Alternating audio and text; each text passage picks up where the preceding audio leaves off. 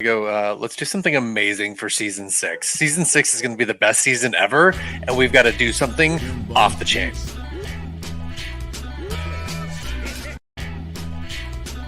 Okay, I'll go to my bag of tricks. See what I can find. Funny. No. Okay, whatever. And then just think about, like, there's categories to what we got to do. So there's like the main thing that we got to do, and then we got to come in and do something else, and then something else, and then there's going to be so much else that we're going to do throughout the entire show, because there's going to be a topic, and then a topic, and then a topic, and then like 3 topics, and then it gets bigger. Yes, like 6 topics. Yes, insane. you have champagne and beer? You wild man. Where are you going? Why is he doing it? Okay. It's just me.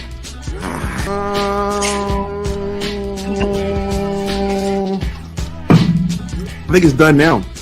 So, I mean, all we got to do now is start the show. Start the show, ladies and gentlemen.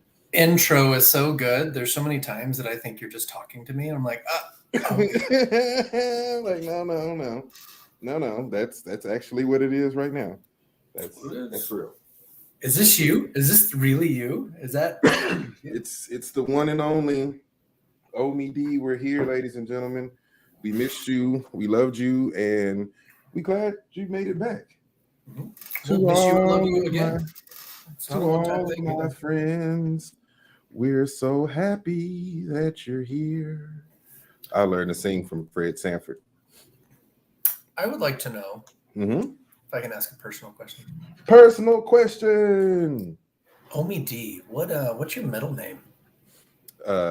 Doom. Omie Doom D? Omie Doom. The D is for Doom. Or the D is for a double dose of this pimping, if you've ever seen Idiocracy. This is the point in the show where I sing the Doom song. Doom, doom, doom, doom, doom, doom, doom, doom. Listen, what's my middle? If I give away my middle name to the public, then they'll have to talk to government people. We don't want to give away too much information. Look, if you want to know my middle name, you can send cash to my Cash App, and I'll tell you what it is. I go to the phone book and I've got 7 Omie Ds, and it's Omie RD, Omie 2D, Omie BD, Omie double D. Omie double D. Those are the pimping right there. Yeah. That's the one you want to call when it goes down. Is the double D. Trying to figure out which one it is. Look, if you call and I answer, that's definitely the one. But I can tell you we can offline what the D stands for. But actually, if you know, in this sense, the D actually stands for D. Like Omie DD just stands for D. Like Homer J. Simpson, his middle name is actually J. Like Ulysses S. Grant. Yeah, his middle name is S. It's not like Sam or nothing. It's just S.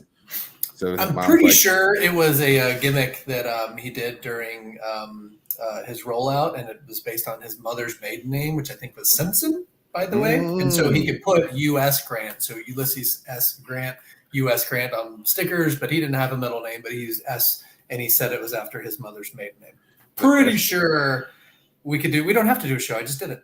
We got a show on that. It's done. I think so. That's a pretty smart thing to do. I've done that before. Made my middle name my mother's last name. I've done it before.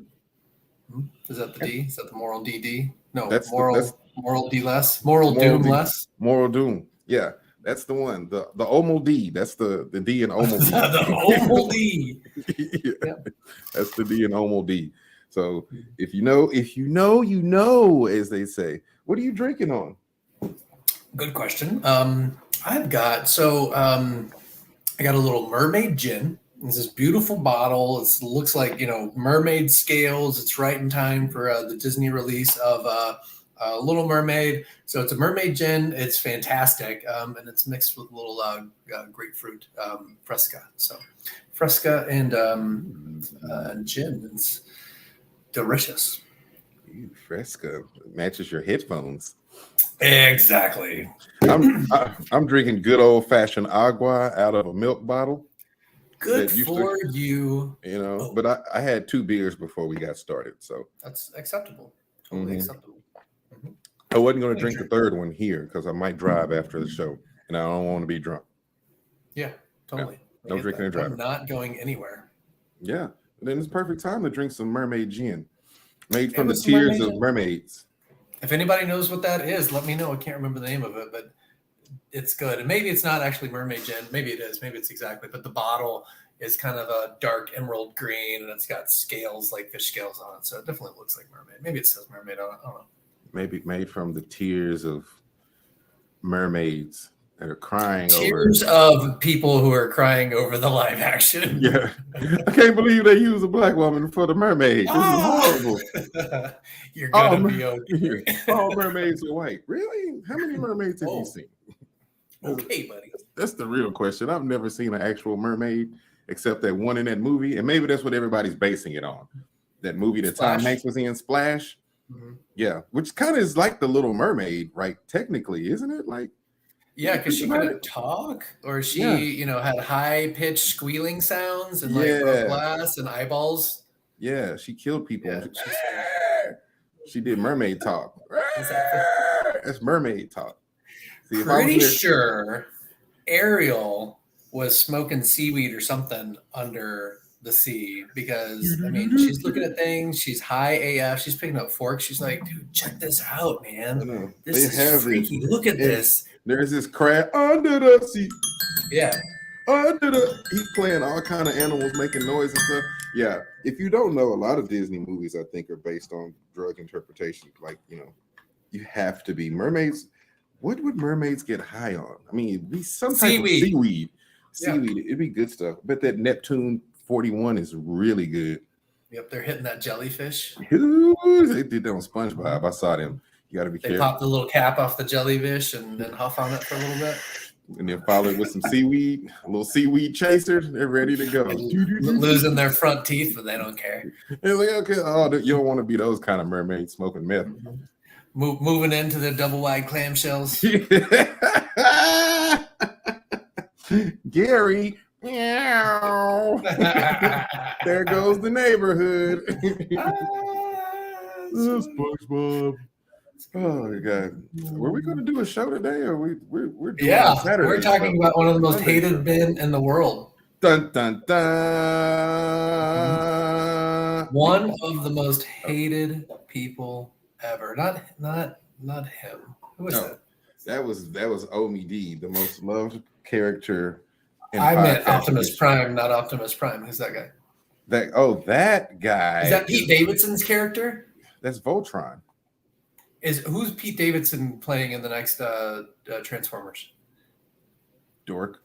Dork McGufferson. Dork McGufferson. That's a good question.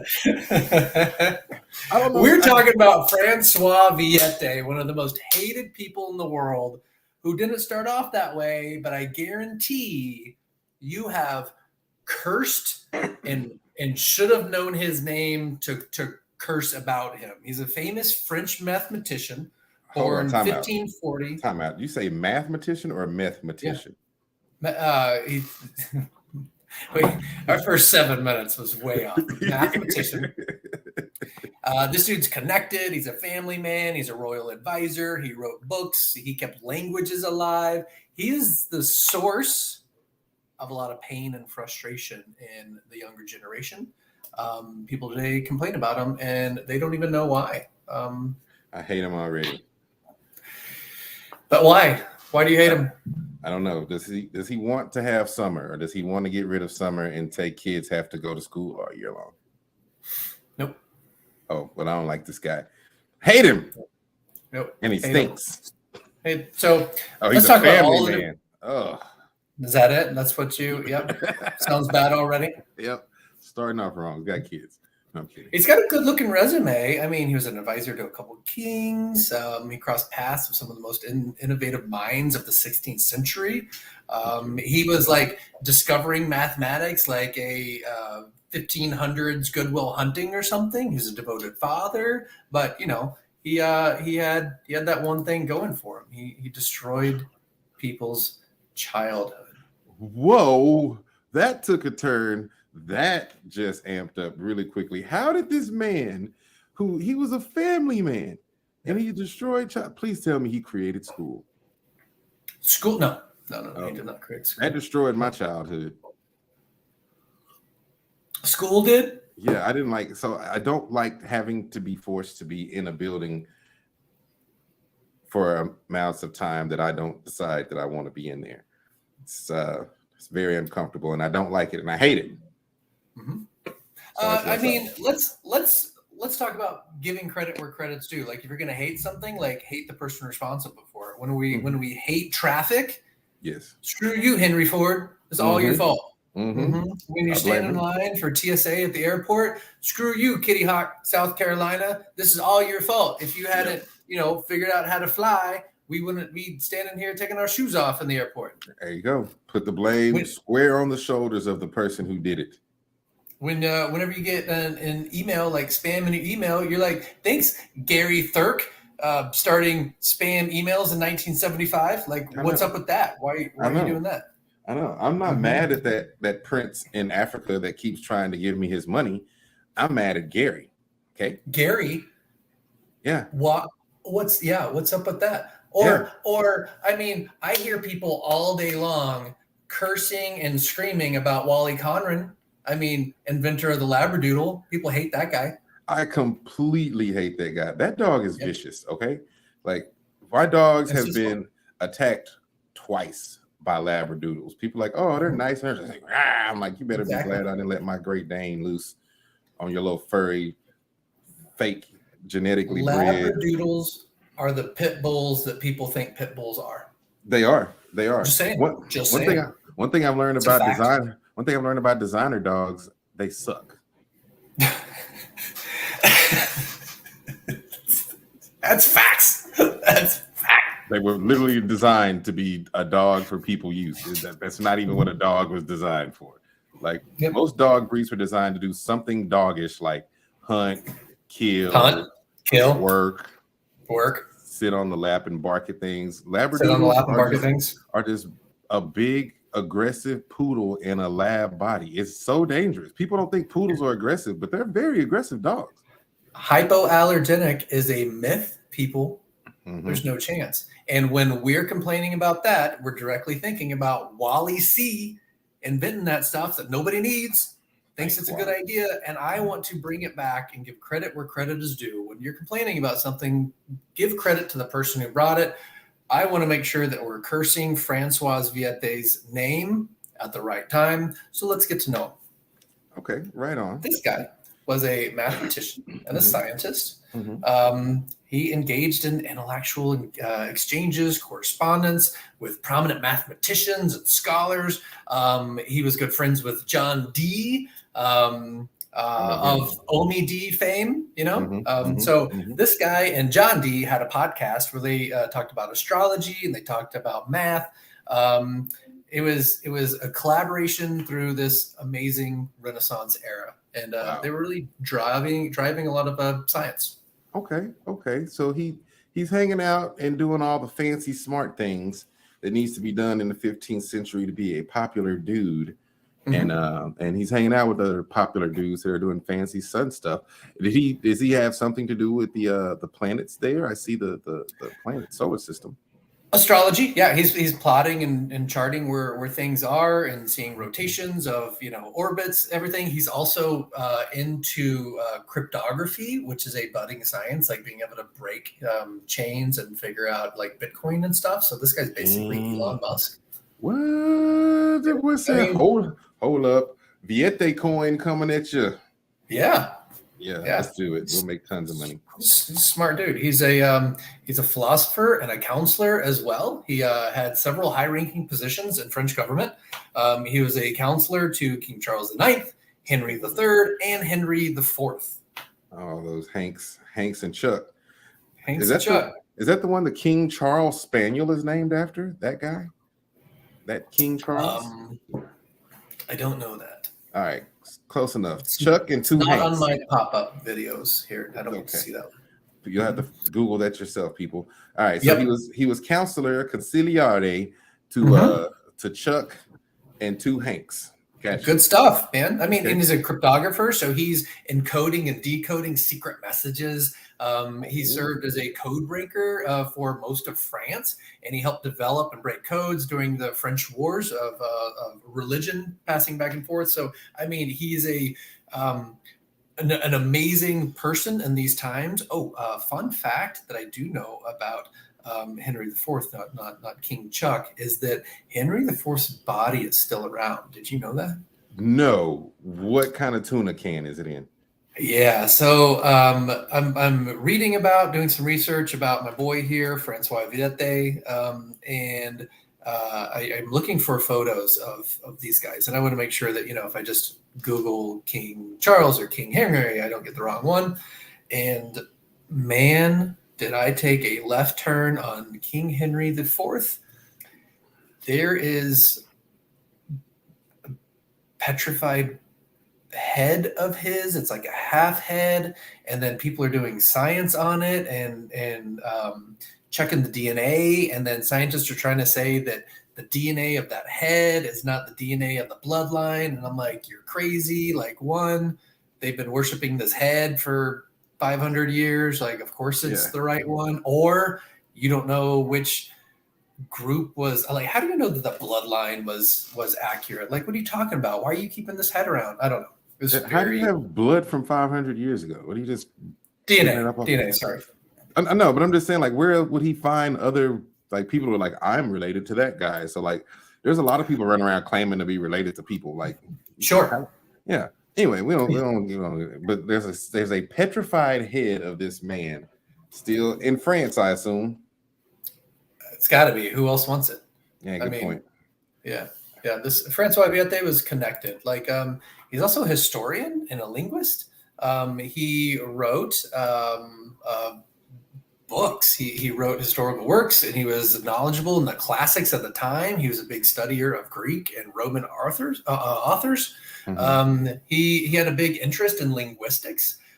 He was part of preserving languages across Britain, and making sure that they knew all the different dialects around Britain, and making sure that there was a French dictionary for all the different dialects around. It was incredible what he did to preserve history, preserve language. Like, this dude's doing a whole lot.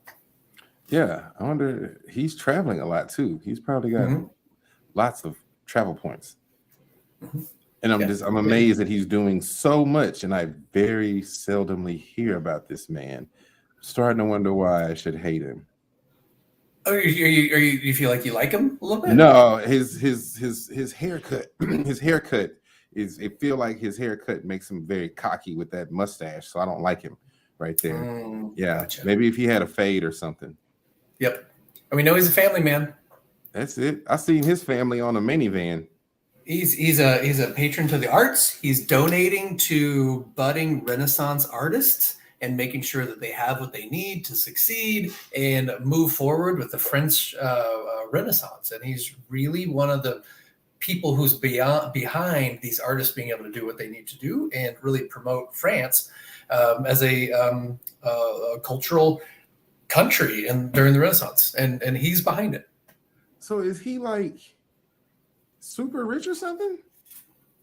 He's connected. I mean, he's got everything going.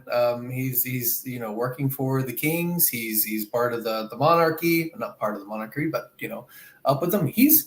This dude's on it. He is connected. Sounds like it. Mm-hmm. Sounds like it. I'm starting to wonder. He's passing out ducats to different crazy artists. He's a family man. He's traveling all around the world.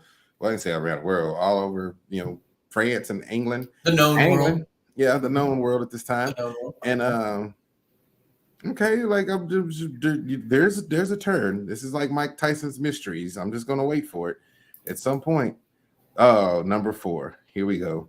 Yep, I knew it had to be something red. It's red. He's known for something. For fucking up. He fucked up a lot of shit. Oh, was it after he was doing all this good stuff? Kind of during. I mean, it's all part of it. You got to realize that this guy's a mathematician. He's a linguist. He's studying numbers. He's studying letters. He's breaking codes. Oh, he's stealing all kind of money. He's embezzling like a mother sucker. Mr. Enron, right? It's got to be it. Why is he hated so much? Because he invented algebra. Oh, God, I hate this man. I hate him so much. Oh, flames come out the side of my head. And then he probably has something to do with algebra 2, which is just algebra, just extra dumbass. This guy is crap. Like 1591, he comes out with his groundbreaking work in Artem Analyticum Isogage, which is Introduction to the Analytic Arts. And he calls it art. And it's this word linguist integral number system, and people are like, this is awesome. And we go from a shift from verbal to symbolic representation of math, and it's revolutionary. And at the time, only the top mathematicians were doing it, and now it's part of 8th grade education. Stupid. It's the stupidest shit in the world. Like, do you use algebra all the time? I'm using it right now, actually, to promote my podcast. Yeah, that's the first time I've used algebra in a long time. All right. What's it good for? Hopefully some views. Some views, exactly, because all that shit I failed in math class definitely didn't show up anywhere. Nowhere have I gone, now I could use algebra to solve this. Like, no, very seldom. Like, I don't know what this number is. That never happens. Never happens. That was the biggest. Or what's that number over there? That one? Yeah, that one. I don't know. It's like, about 4x away. Oh, what's x? Let's figure it out together. How about you pull out a measuring tape and figure it out, motherfucker? That's all you got to do. Jeez, like geometry. Now that's a real math right there. That's some real numbers right there. Geometry. Use it all the time. I'm pretty sure that geometry that we love was invented by Mr. Rogers because he's a really good person. That's all I know. But this guy is pure devil. So honestly, we were doing just fine without algebra, and all of a sudden here he's like, look at me, I can put words and numbers together. And you know what? And see, this kind of goes into that whole gravity conversation we had. And see, I want to say something about people way back in the day because we're so impressed with all the stuff that they had to do. They didn't have shit to do. They had nothing to do. Let's put numbers and letters together. Whoa, why not? I'll sit in my house for 8 hours and figure out how to make something make sense. What else are you going to do? I'm trying to avoid the plague right now. Like, so he invents this thing, and then everybody's like, yeah, I want to be fancy too, so I'm going to learn it so I can make all the poor people feel stupid because they don't know it. And then all of a sudden, people are like, this is a genius. Let's make all the kids learn it and screw up their lives. Ruining childhoods. I knew it. The haircut and that pompous ass mustache. I knew he was a piece of shit. I knew it. I knew it. I think you'd like this guy. This is your guy. I hate him. Francois. Oh God. This is not my favorite show. No. I hate this guy so much. God, I hate him. I just want him to never. How do we get rid of him? He's not around anymore. Can we go back in time and undo it? So you got a time machine. You go back, you get rid of Hitler or Francois Viete. Francois. Yeah, okay. There it is. Francois. There's your answer. Yeah. Because Hitler's going to be they're going to get rid of Hitler anyway. Like, it's just going to happen. This guy,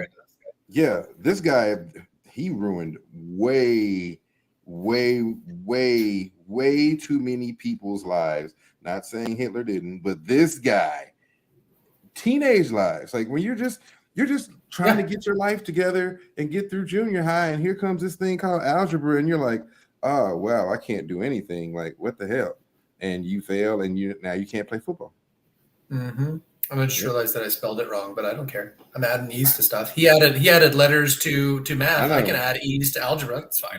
You didn't even misspell it. You did that on purpose to prove a point how stupid algebra is. It's freaking stupid. It is the worst. I've got good news, though. I've got good news. What?